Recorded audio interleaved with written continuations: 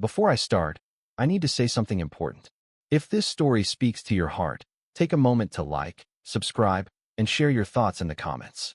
And I would truly like to know where you are watching from tonight, what city or country you are in, and what time it is right now in your place. My name is Robert Whitmore. I am 72 years old, and what happened on this Thanksgiving night is the moment my entire family stopped being what I thought it was, and everything I believed about love, loyalty, and home quietly began to collapse. It all began in my house in Lake Forest, Illinois, where the lights were warm, the table was set, and yet something in the air already felt wrong long before anyone spoke a word. I remember standing in the kitchen when my son Jason avoided my eyes and said, "Dad, maybe it's better if you just stay in your room after dinner. We have some things to discuss."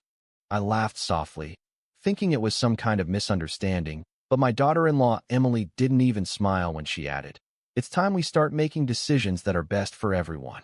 My wife Linda was quiet, too quiet, as she placed the plates on the table like she was trying not to hear what was being said.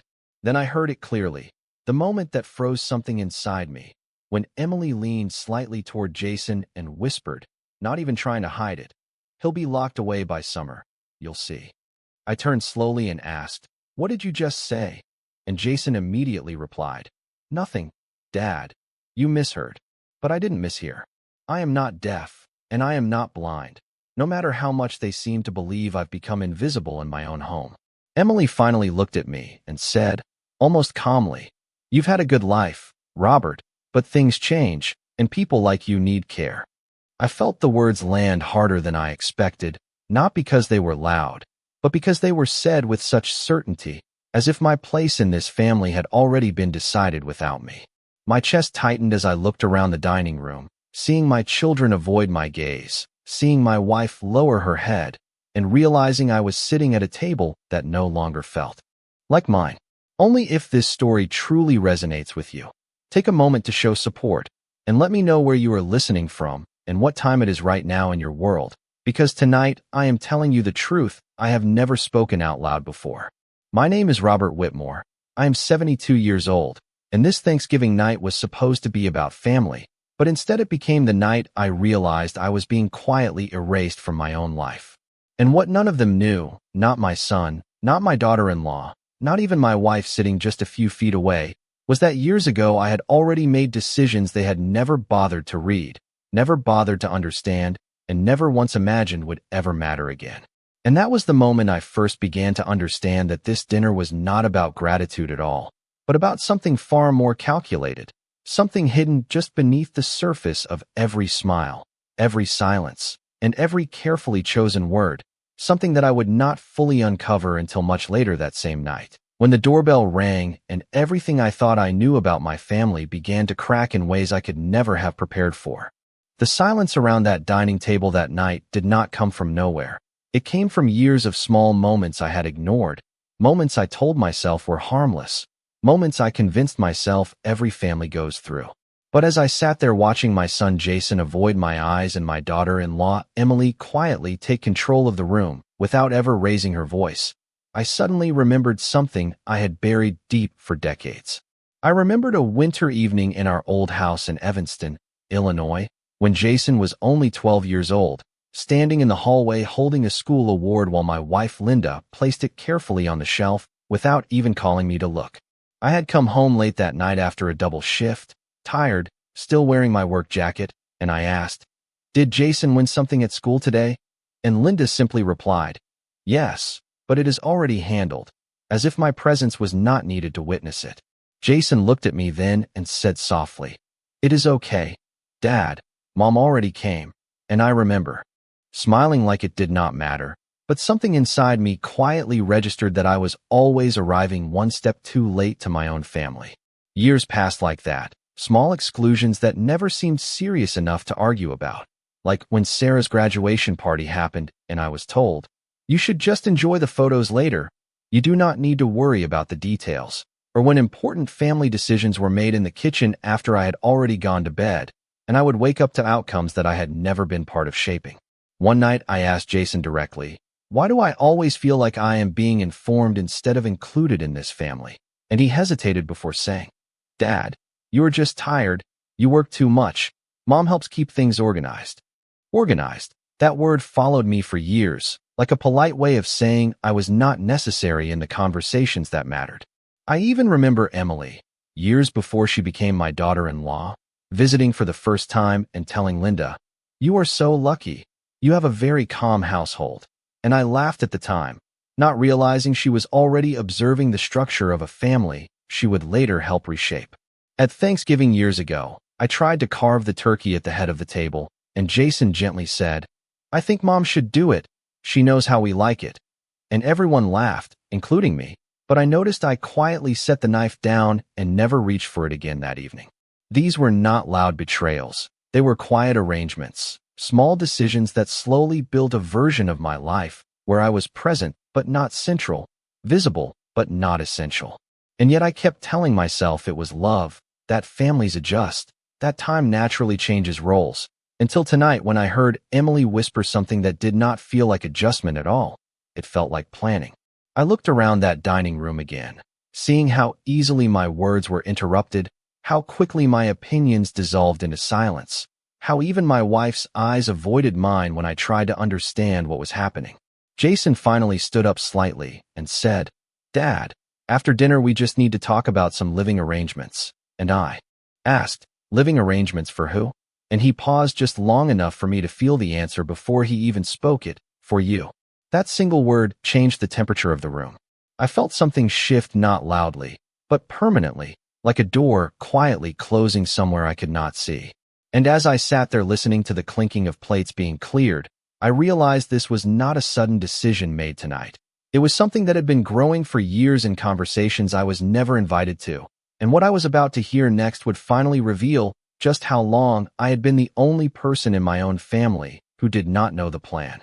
The moment Jason said those words, something inside me did not explode. It simply went still in a way I had never felt before.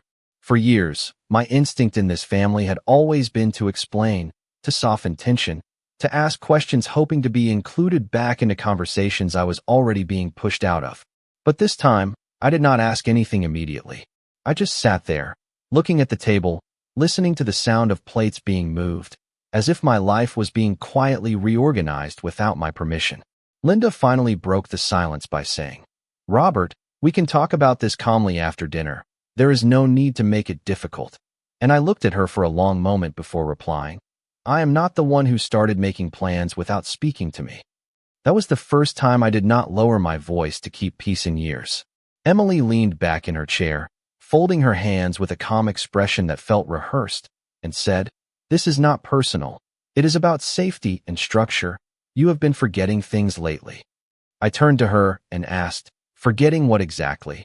And she responded without hesitation, "Appointments, conversations, small details, it happens with age." Jason quickly added, "Dad, we are just trying to help you. This is not against you." But I noticed something in his voice, a careful distance, like he had already accepted a version of me I had not agreed to become. For the first time that night, I did not argue back immediately. Instead, I leaned back slightly in my chair, looked around the room, and noticed how easily they were all aligned in the same direction, while I was the only one being guided toward a conclusion I had not chosen. That was the moment I did something I had never done before in this family. I stopped trying to convince them.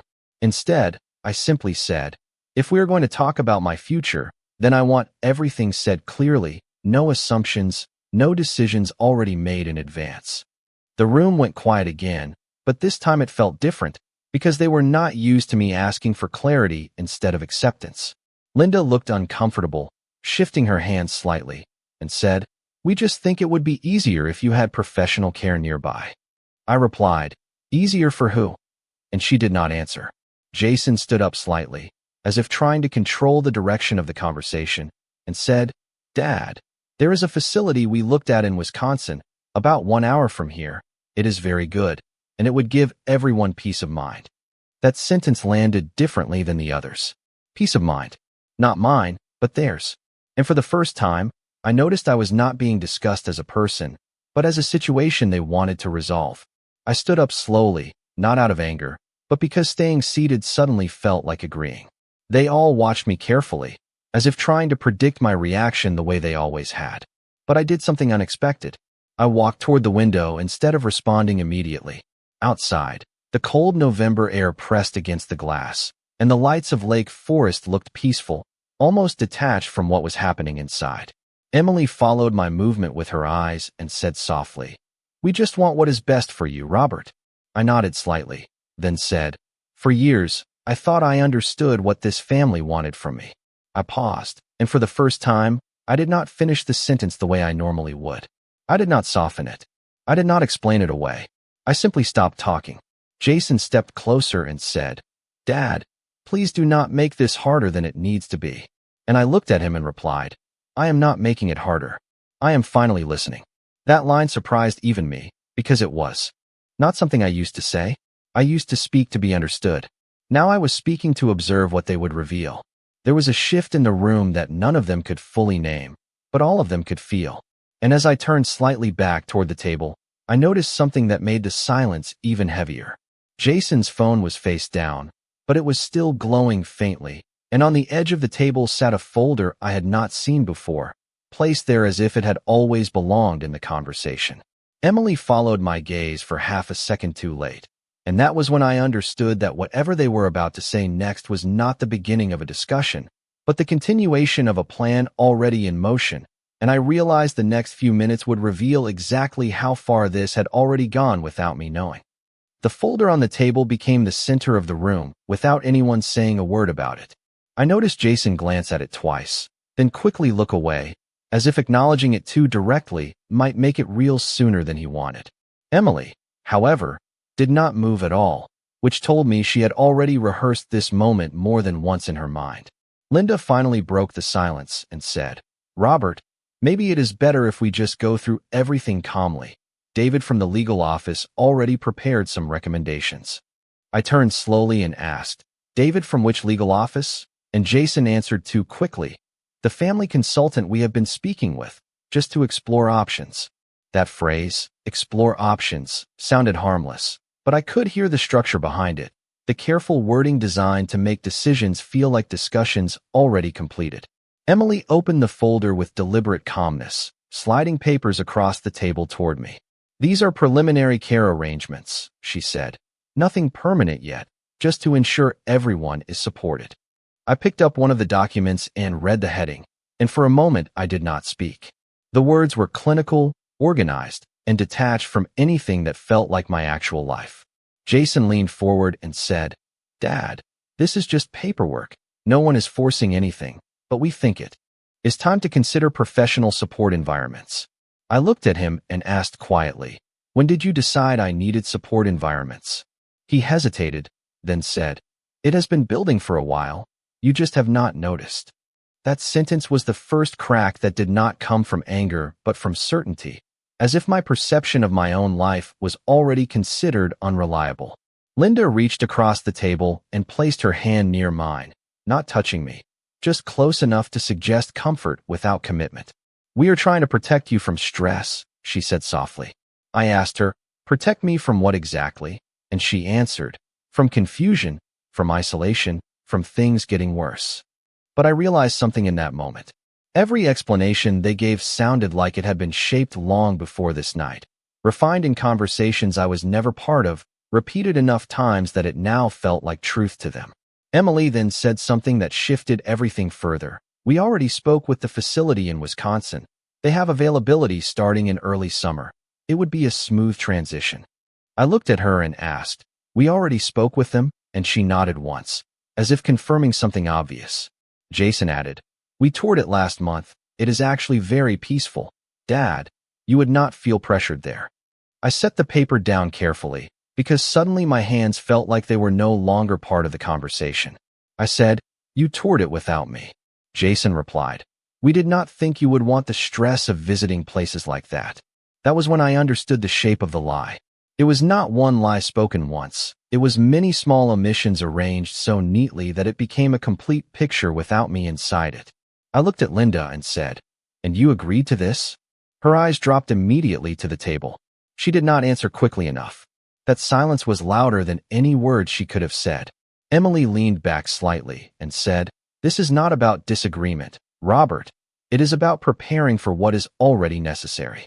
And for the first time, I saw how deeply that belief had taken root in them, how my absence from their decisions had grown into their justification for making them. Jason stood up fully now and said, "Dad, we are not trying to hurt you, but we cannot ignore reality anymore." I asked him, "Whose reality?" And he did not answer. That was when I noticed something else, something that had been sitting beneath everything else without me fully recognizing it. The documents on the table were not drafts waiting for discussion. They were structured, signed, and organized in a way that suggested progression, not proposal. My eyes moved slowly from the papers to Jason's face, then to Emily's, and finally to Linda, who still could not look directly at me. And in that moment, the entire room felt like it shifted from conversation to confirmation, as if I had just been informed of a decision that had already been finalized long before I arrived at the table. And I realized with a cold clarity that what was collapsing in front of me was not an argument, but something far more permanent that I could no longer stop from unfolding. I did not sleep that night. After everyone left the dining room, after the papers were gathered back into the folder, and after the silence in the house became heavier than any argument, I sat alone in my study with the doors slightly open, listening to a home that no longer felt like it was responding to me. Around midnight, my phone lit up for the first time, a message from Jason saying, "Dad, please try to understand we are doing this for your own good. We will talk tomorrow." I stared at it for a long time without replying. Then another message came from Emily, more formal, more distant. "We recommend you rest and avoid unnecessary stress. Everything will proceed smoothly if we cooperate." The word cooperate made something tighten in my chest because it suggested a direction already chosen without me. I set the phone down, and for a moment I tried to convince myself this was just a misunderstanding that would settle by morning. But by sunrise, the pattern had already changed. At 7 o'clock in the morning, I received a call from a number I did not recognize. A woman introduced herself as a representative from a senior care coordination office and said, "Mr. Whitmore, we are following up on your family consultation request." I interrupted her immediately and said, "I did not request anything." There was a pause on the line. Then she replied, "Our records indicate your son and daughter-in-law initiated the consultation on your behalf." That sentence sat there in the air like something irreversible. I asked her, "Did you speak with me at any point?" And she said, "No, sir, everything was authorized by your family representative." When I hung up, I immediately called Jason. The phone rang 3 times before he answered, his voice careful, almost rehearsed. "Dad, I was going to call you later today." I asked him directly, "Did you contact the care coordination office without telling me?" He sighed and said, "We had to move forward because you were resisting the conversation." I said, "I was not resisting anything. I was asking questions." He replied, "That is exactly what we mean. Dad, you are making this harder than it needs to be." I sat there holding the phone, realizing that every attempt I made to clarify was now being interpreted as evidence against me. Later that afternoon, I received an email with attached documents titled Preliminary Transition Agreement. It included my full name, my address in Lake Forest, Illinois, and a proposed schedule for relocation review within 30 days. I opened the attachment slowly, reading lines that described my life as if it belonged to a system I had already agreed to enter. I forwarded the email back to Jason with a simple message, "Explain this to me." His response came 10 minutes later. "Dad, please do not escalate this. We are trying to help you stay safe and organized." I closed the laptop and sat in silence. But the silence was no longer empty. It was occupied by something I could not reach. That evening, I found a handwritten note slipped under my study door. It was from Linda. It said, "Robert, I know this is difficult, but please try to trust us. We are all under a lot of pressure, and we believe this is the right direction." I read it twice, then placed it on the desk without folding it. When I walked into the kitchen later, Linda was there, and I asked her, "Did you sign anything?" She avoided my eyes and said, "I am just trying to keep peace in the family." I said, "Peace without truth is not peace." She did not respond. Over the next 2 days, phone calls stopped being answered, messages became shorter, and every attempt I made to reach Jason or Emily was met with either delay or silence. Even Sarah, who used to call every Sunday, sent only a brief text. "I think it is best I stay out of this for now." I tried calling again and again, each time hearing the same empty, ringing before voicemail. At one point I said into the phone, "Jason, I am still your father, just talk to me." But there was no response. The house itself seemed to adjust to my isolation, conversations happening in other rooms that stopped when I entered, footsteps changing direction when I approached. By the end of the week, I realized I was no longer being argued with. I was being managed at a distance. And in that distance, without any confrontation left to fight, I understood something far more unsettling. I was no longer part of their decision-making process at all, and the silence that surrounded me was not temporary. It was becoming the new structure of my life. I stopped measuring the days after the calls stopped being answered. The house in Lake Forest, Illinois, which once echoed with family conversations, had become a place of careful silence, as if even the walls had learned not to speak to me. The dining room where everything began now felt like a room I passed through rather than lived in. One evening, I sat alone at the kitchen table with a cold cup of coffee, and I realized I had not been asked a single question about my day in over a week. Not once. Around that time, I received a short message from Jason that simply said, "We are giving you space so things can calm down." I stared at it for a long time and finally replied, "Space from what exactly?" There was no response. The next morning, I called Linda directly. She answered after several rings, her voice cautious. I said, "Linda, we need to talk like we used to." She replied softly, "Robert, I think everything is already being handled through the right channels." I asked, "Since when did my own family become a channel?" She paused and said, "Please do not make this harder for yourself." Then the line went quiet. Not hung up, just abandoned mid-conversation. A few days later, I drove past Jason's house in the suburbs outside Chicago. I did not go inside. I simply sat in my car across the street and watched the curtains move slightly as if someone had noticed me but decided not to acknowledge it. My daughter Sarah used to call every Sunday, but now her name no longer appeared on my phone screen. I finally called her, and she answered with a long hesitation. I said, "Sarah, I just want to understand what is happening." She replied, "Dad, I am trying to stay out of it. It is better for everyone if I do." I said, "Even me?" There was a pause before she said, "I do not know how to help you right now." And then the call ended. That was the moment something inside me stopped waiting for explanations. Not anger, not denial, something quieter. Awareness. I began to notice patterns instead of hoping for answers. I noticed how every message used the same phrases, how every conversation avoided responsibility while sounding polite, how every silence was carefully placed to feel like distance rather than rejection.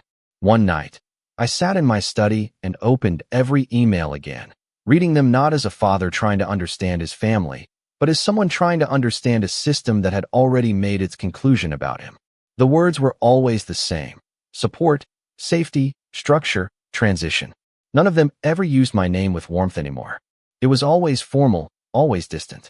I whispered to myself, "This is not confusion. This is coordination." The words felt strange leaving my mouth, but they fit. Later that week, I found a voicemail from Emily that I had missed. Her voice was calm, almost practiced. She said, "Robert, we hope you are adjusting well. We are finalizing a few things, and will update you soon." I listened to it twice, then deleted it. Not out of anger, but because I no longer needed to keep messages that did not include me as a person. The most difficult moment came a few days later when I visited the grocery store in town and ran into a neighbor who had known our family for years. He looked at me for a moment and said, "I heard you are moving to a care residence soon. Must be a big change." I froze for a second and replied, "I have not made any such decision." He looked uncomfortable and said, "Oh, I thought your family had already arranged it." That was when I realized the story had moved further than I had. It was no longer just within my house. It had started existing outside of me. That evening, I returned home and sat in the quiet living room for a long time without turning on any lights. I did not feel like I was falling anymore. I felt like I had reached the bottom of something solid. There was no more waiting for explanations, no more chasing voices that would not stay on the line. Only stillness. And in that stillness, for the first time in a long while, I stopped trying to be understood and began to simply observe what was left of my life as it actually was, not as I wished it to be. And that quiet realization marked the first faint shift towards something I did not yet fully recognize as change. I did not announce to anyone that I was changing my life. There was no conversation, no permission, no agreement needed anymore. In the quiet after everything had been pulled away from me emotionally, I started waking up earlier than I used to, not because I had somewhere to be, but because sleep had stopped feeling like escape. One morning, I sat at my desk in the study and opened an old notebook I had not touched in years, filled with notes from my earlier consulting work in infrastructure investment projects. Names, numbers, decisions, all written long before family conversations had consumed most of my attention. I remember whispering to myself, I still know how to build something that lasts. And for the first time in a long while, that thought did not feel distant. I began reconnecting with an old colleague named Thomas Reed, a project advisor I had worked with nearly a decade earlier. When he answered my call, there was surprise in his voice. He said, "Robert Whitmore, I did not expect to hear from you again." I replied, "I think it is time I returned to work in a different way." He paused, then said, "If you are serious, there are still people who respect your judgment." That sentence stayed with me longer than I expected. It was not praise, it was recognition, and recognition was something I had not heard in my own home for a long time. Within a week, I began attending quiet meetings in downtown Chicago, nothing formal at first, just discussions about ongoing development projects and financial planning structures. I did not tell my family, not because I was hiding, but because I had stopped expecting involvement. In those meetings, no one interrupted me, no one redirected my thoughts, and no one spoke as if my presence needed to be justified. One afternoon after a session, a younger consultant approached me and said, "I read some of your earlier work on municipal planning. It is still referenced in certain circles." I simply nodded and said, "That feels like a different lifetime." He replied, "It still applies." That was the first time I felt something steady returning, not excitement, not validation, but structure. At home, the silence from my family continued, but it no longer controlled my internal rhythm. When Jason finally sent another message, it read, "Hope you are doing okay. Let us know if you need anything arranged." I looked at it, and instead of reacting emotionally, I simply placed the phone face down and returned to my notes. I began organizing my own financial documents, reviewing accounts, understanding everything clearly without asking anyone for explanations. One evening, Linda called unexpectedly. I answered and she said, "Robert, I heard you have been busy lately." I replied, "I have been rebuilding my time." There was a pause before she said, "We just want you to be careful." I responded, "I am being more careful than I have been in years." She did not argue. She simply said, "Jason is worried." I replied, "Then he can call me directly." She did not answer that. After the call ended, I realized something had fundamentally shifted. I was no longer waiting to be included in decisions about my own life. I was making them quietly, consistently, without explanation. Days turned into weeks, and my routine solidified. Morning reading, afternoon meetings, evening reflection, not of regret, but of direction. Even my posture changed without me noticing at first, as if my body was remembering a version of me that had been set aside for too long. One day, Thomas Reed said to me during a meeting, "There is a new advisory board forming next quarter. They are looking for experienced leadership." He looked at me and added, "You should consider it." I did not answer immediately, but I remember thinking that for the first time in a long time, my future was being discussed in terms of contribution, not limitation. And as I walked out of that building into the Chicago evening air, I realized I was no longer waiting for life to resume. I was already in motion again, and something significant was quietly approaching on the horizon that I had not yet fully stepped into. I did not notice the exact moment when my life stopped feeling like recovery and started feeling like structure again. It happened gradually, through small decisions that no one else witnessed. One morning in downtown Chicago, I stood in front of a glass building on West Wacker Drive and adjusted a dark navy suit jacket I had not worn in years. On my chest was a simple identification badge that read Senior Advisory Consultant, Whitmore Strategic Group. Seeing my own name printed like that felt strangely distant, as if it belonged to someone I used to know. Inside the conference room, people stood up when I entered, not out of obligation, but recognition. A project director named Helen Morris shook my hand and said, "We have been waiting for your review on the Lake County development proposal."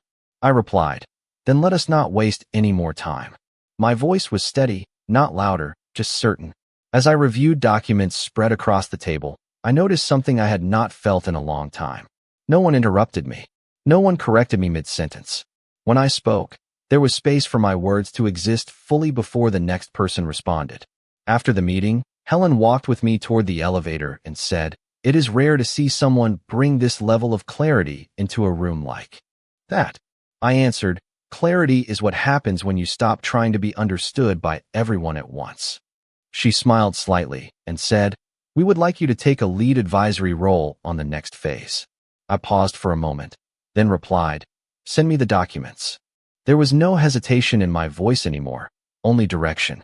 A week later, I received a formal letter with my name printed in bold at the top, confirming my position on a regional advisory board for infrastructure planning. I placed it on my desk and looked at it for a long time, not because I was surprised, but because I was finally seeing something that no longer depended on anyone else's approval.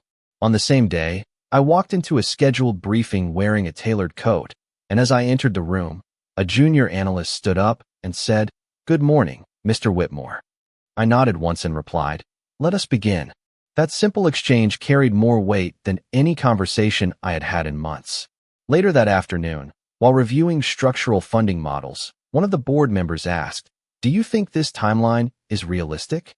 I looked at the projection on the screen and said, "It is realistic if we stop designing it around hesitation." The room went quiet for a second, then moved forward without resistance. Outside the building that evening, I stood on the sidewalk watching traffic move along the riverfront. My phone vibrated once with a message from Jason. It read, "We heard about your new position. Congratulations. Maybe we can talk soon." I read it without emotion, then placed the phone back in my pocket. Not because I had nothing to say, but because my life no longer moved at the speed of delayed conversations. The city lights reflected off the glass towers as I walked toward my car, and for the first time in a long time, I was not walking away from something unresolved. I was walking within something already established. And as I drove back toward Lake Forest that night, I realized the distance between who I had been at that Thanksgiving table and who I was now was no longer just emotional. It was structural, and it was real, and it was continuing to grow with every decision I made in the present moment. I returned to Lake Forest on a cold evening when the sky looked unusually low, as if it was pressing down on the rooftops. The house felt the same from the outside, quiet, familiar, unchanged, but I no longer experienced it as something that held me. I experienced it as something I was observing from a distance. My phone had been silent most of the day until a single message arrived from Linda. "Robert, Jason would like you to be present for a family meeting tomorrow morning. It is important." I read it twice, then placed the phone on the kitchen counter without replying. Something about the word meeting instead of conversation told me the structure had already been decided.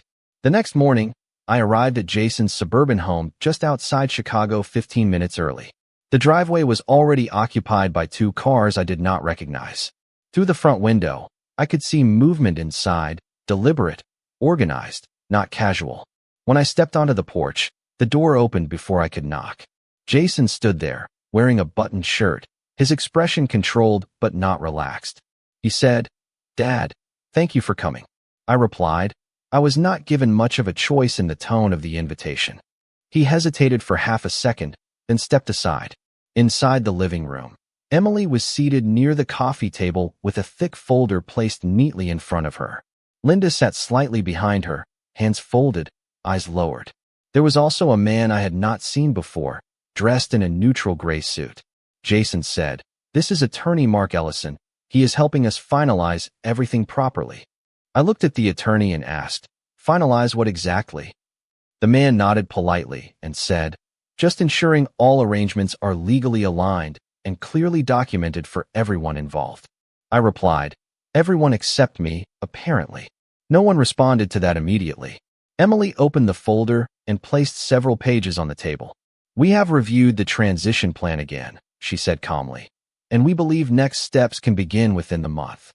I stood still, not moving closer to the table. Jason continued, "Dad, we are trying to make this as smooth as possible. There is no reason for conflict." I looked at him and said, "Then explain to me why I am the only one in this room who keeps hearing about my own life after it has already been arranged."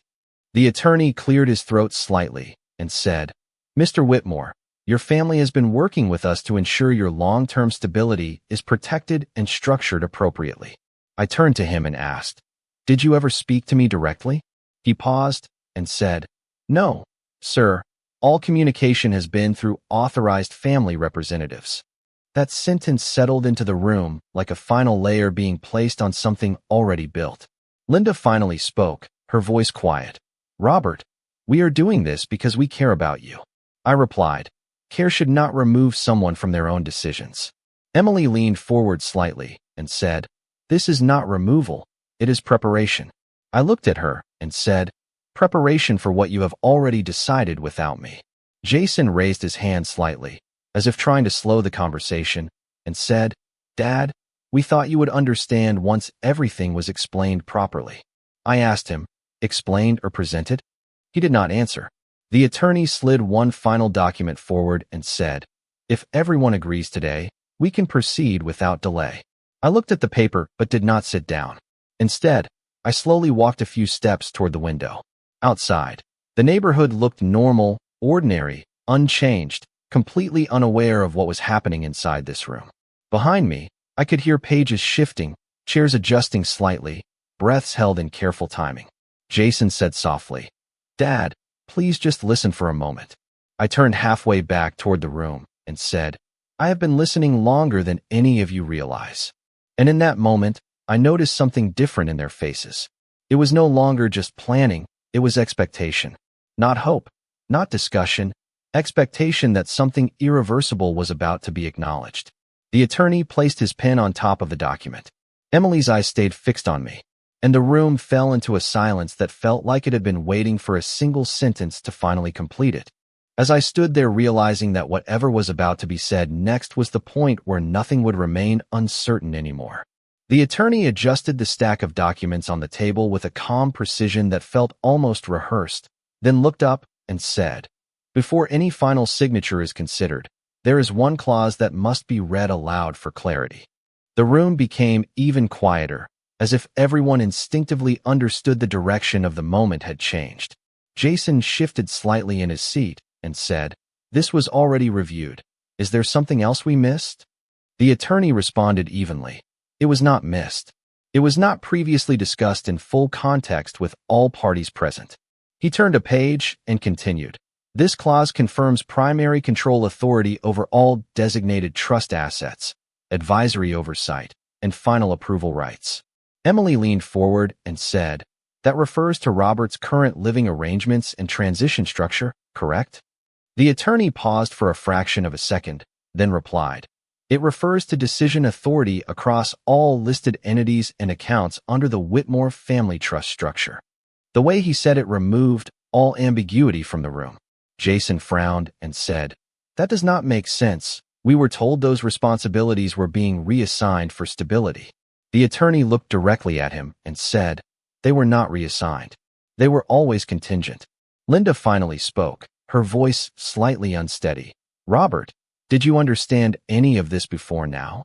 I turned slowly toward her and said, "I understood enough to know I was never out of control of it." Emily's expression changed for the first time, not into panic, but into calculation.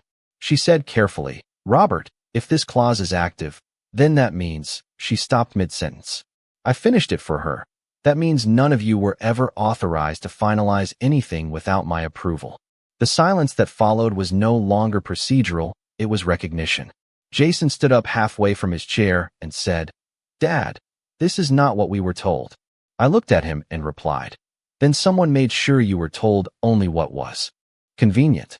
The attorney placed a second document on top of the first and said, "Effective immediately upon review confirmation, all administrative decisions revert to the primary trustee listed here."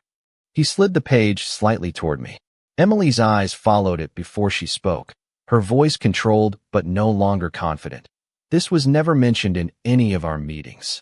I said quietly, "That is because none of your meetings included me." Jason stepped closer to the table and said, "So everything we arranged, the consultations, the planning, the scheduling," the attorney interrupted gently, "were advisory only unless ratified by the primary trustee." For the first time, Jason did not respond immediately. He looked at me, really looked at me, as if seeing something he had not accounted for before. Linda's voice softened, almost barely audible.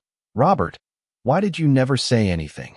I replied, "Because no one asked the right question."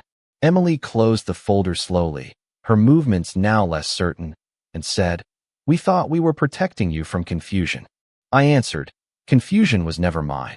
The attorney gathered the final pages together and said, "At this point, no transition can proceed without explicit authorization." Jason sat back down slowly, as if the structure he had been leaning on no longer existed. The room felt different now, not tense, but recalibrated. I finally stepped closer to the table and placed my hand lightly on the edge, not as a gesture of confrontation, but as confirmation of presence. I said, "You built an entire direction without realizing who was holding the framework." No one spoke after that. Emily looked down at the documents, then at Jason, then back at me, and for the first time there was no certainty left in her expression. And as the attorney waited for a response that no one in the room could give anymore, I understood that what had just been revealed was not only authority, but the realization that every assumption they had made about control had just collapsed in place. No one in the room moved for several seconds after the attorney finished speaking, as if even the air was waiting for permission to continue. Jason was the first to break the silence, but his voice no longer carried certainty, only confusion. He said, "So you were saying all of this time, nothing we arranged could actually proceed without your approval?" The attorney replied calmly, "That is correct based on the executed trust structure dated 5 years prior, signed and notarized by Mr. Robert Whitmore." Emily immediately turned her head toward me and said, 5 years ago, that was before we even discussed any of these arrangements." I looked at her and answered, "Exactly." Linda's hands tightened slightly in her lap as she said, "Robert, why would you set something like this up and never tell your own family?" I held her gaze and said, "Because I wanted to see what you would do when you thought I had no control left." The words landed without anger, only clarity, and that seemed to unsettle them more than confrontation ever could. Jason stepped back from the table and said, "This feels like a setup." I replied, "No, Jason. A setup is when someone creates a situation without truth. This is documentation of truth you never asked to see." Emily's composure finally cracked at the edges as she said, "We acted based on what we were told by advisors." The attorney responded immediately, "I was not involved in any advisory communication regarding family decisions. My role has always been fiduciary oversight at the direction of Mr. Whitmore alone." That sentence shifted the entire weight of the room again. Jason looked at me and said, "So everything we did, every plan, every call, every meeting," he stopped. I finished it for him, "was built on assumptions, not authority." There was no satisfaction in saying it, only finality. Linda stood up slowly, her voice trembling slightly as she said, "We were trying to make sure you were not alone in this." I answered quietly, "Being alone is not the same as being excluded." Emily grabbed the edge of the folder and said, "Then what happens now?" I looked at the table, then at each of them one by one, and said, "Now you stop making decisions on behalf of someone who never gave you that permission." Jason shook his head slightly and said, "This is not the version of you we thought we were dealing with." I replied, "That is because you were not dealing with a version of me. You were dealing with your interpretation of me."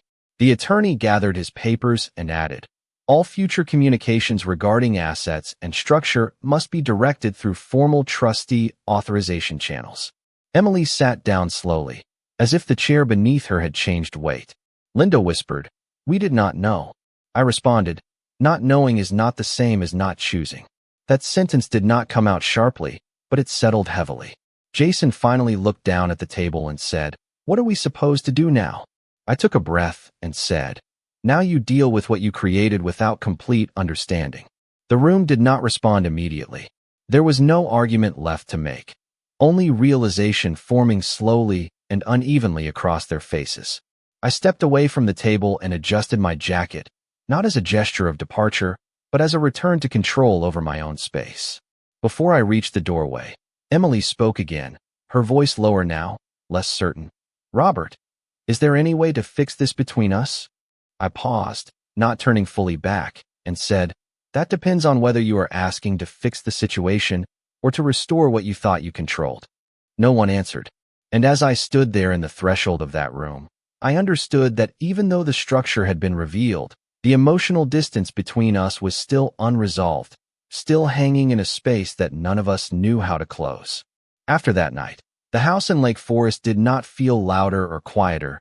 It simply felt different, as if it had finally stopped pretending to be what it once was. I no longer waited for conversations that would never come, and I no longer measured my days by whether someone decided to include me in them. Instead, I began living in a rhythm that belonged only to me, steady, deliberate, and clear. My mornings started early with quiet walks near the lake, where the cold air forced everything inside me to settle into something more honest. My work in Chicago continued, but it no longer felt like escape or validation. It felt like direction. People no longer spoke to me as someone to be managed or explained, but as someone whose judgment carried weight. And I learned something simple but profound in that shift. Respect does not return through explanation. It returns through presence. There were no dramatic reconciliations, no perfect repair of what had fractured, only distance that became permanent and, in its own way, peaceful. I stopped trying to reopen doors that had closed with intention, and instead I learned how to build rooms within myself that did not require permission to exist. Over time, I realized the most important boundaries are not spoken in anger, they are lived in silence. And silence, when chosen rather than imposed, becomes a form of freedom. If there is one truth I understand now more than ever, it is that no one is responsible for defining your worth except you. And when you allow others to do it for too long, you slowly disappear without ever leaving the room. To anyone listening who feels unseen, unheard, or quietly pushed aside, I want you to know this: you are not required to shrink in order to be loved, and you are not required to explain your existence to those who benefit from misunderstanding you. There is a deeper kind of strength that does not shout, does not argue, does not chase approval. It simply stands firm and lets truth reveal itself in time. I learned to trust that even when people fail to see you clearly, something greater still does, whether you call it faith, God, or the quiet intelligence of life itself guiding you back to yourself. And in that trust, I found a kind of peace I never thought would come after so much silence. If this story has stayed with you, thank you for listening all the way through. And if it spoke to something inside you, feel free to share where you are watching from, because no one should have to carry their thoughts alone in the dark. My name is Robert Whitmore. I am 72 years old, and the lesson I carry from everything that happened is this: do not let the fear of being alone make you accept a place where you are no longer respected. And now, as I look back on everything, I no longer see only loss. I see clarity, and clarity, once earned, never truly leaves you. If you would like to hear more stories like this, there are more journeys waiting for you, each one carrying its own truth, its own silence, and its own path back to understanding. Sometimes the next story is not just something you watch. It is something that finds you exactly when you need it most, and perhaps the next one is already waiting for you without you even realizing it yet.